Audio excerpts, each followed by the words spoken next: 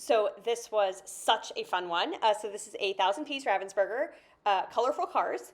And you could see a little bit from that sort of quick, quick flash of the front.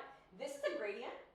And so the cars are all sort of the same color in these diagonal lines. So my strategy, given that, was to say, let's focus on building color chunks. So let's say, let's do all the reds, then all the yellow cars.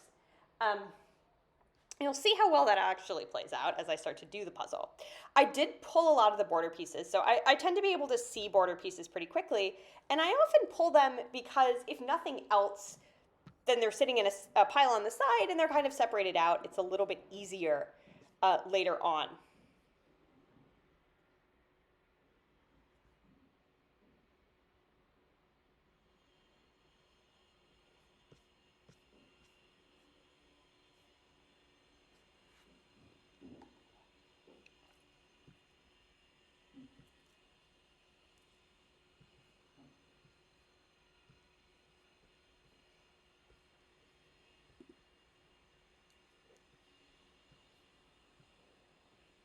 So I have started to get most of the border done, and as I was doing the border, I actually spotted this sort of green car that I've built towards the middle. And so I just went ahead and put that together just because I could see it.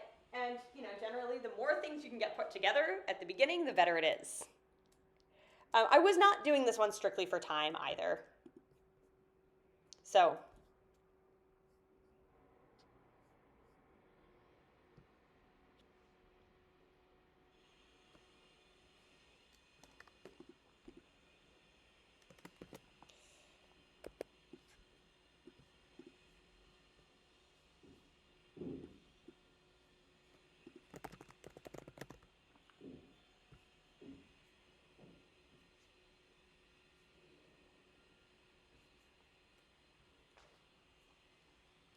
So, as you see, my strategy of building by color has already fallen apart about an hour into the puzzle. So I had initially thought, okay, well, I'll do like that sort of like yellow-green at the top, then maybe I'll do the reds. Instead, I'm kind of just doing as I see cars, I'm pulling them and putting them together. So strategy, not the best. But it is a really fast puzzle. So I'm not doing it well. Like, I think this is a puzzle that if I was going to pick a puzzle to try to break two on, this would actually be potentially a contender for me. I'm now working with terrible overhead lighting, which is also slowing me down. But, and I'm jumping all around. Some of the cars are actually a little tricky because they are a little busy. You've got wheels. I'm really bad at cars, just generally.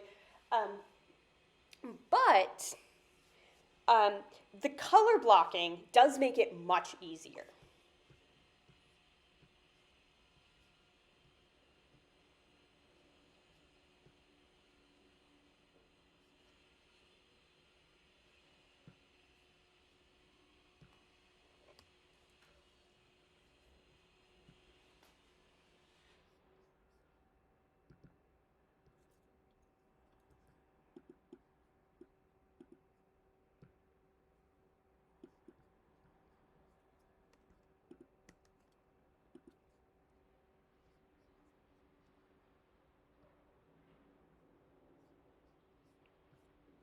So yeah, just continuing to build cars as I see them. One of the challenges I actually had with this puzzle was figuring out how some of the cars connected together because it's sort of a black border around every car. And so because of that, I wasn't always able to see, oh, this is where this one's going to go, this one's where this is going to go, and kind of get them sort of put together and really start to frame out the puzzle. You can see I just made a sort of a huge discovery there. I'm like, these go together. I can get this connected into the frame.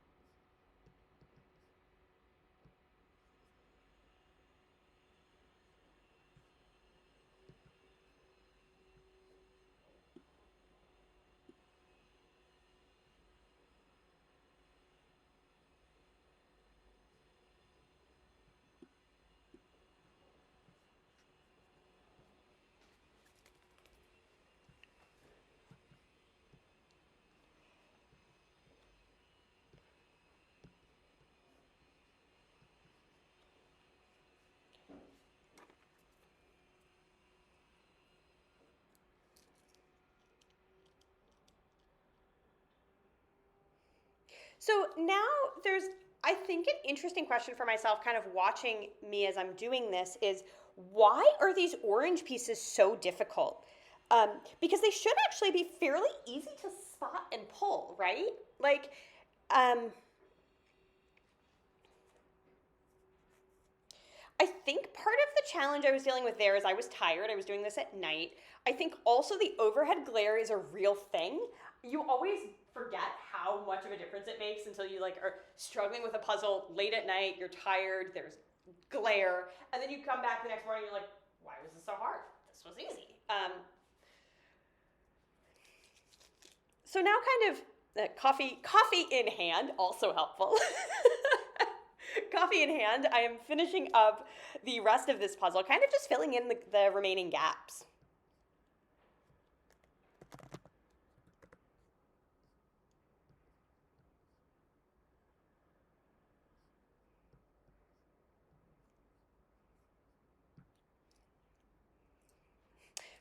Of course, getting visited by my cat, so slight delay as I remove my cat from the puzzling table. This channel is actually named after my cat, Madison, because Madison is convinced that she is the one who does all of the puzzles, because obviously there's no way I could do puzzles without the emotional support of Madison on the table. So now just filling in the rest of those pieces. There's a little bit of shape sorting going on, probably should be more shape sorting going on. But yeah, really cool image once it was done. I sort of saw it and I was like, man, I wish I'd done more of this in the day and sort of appreciated it more.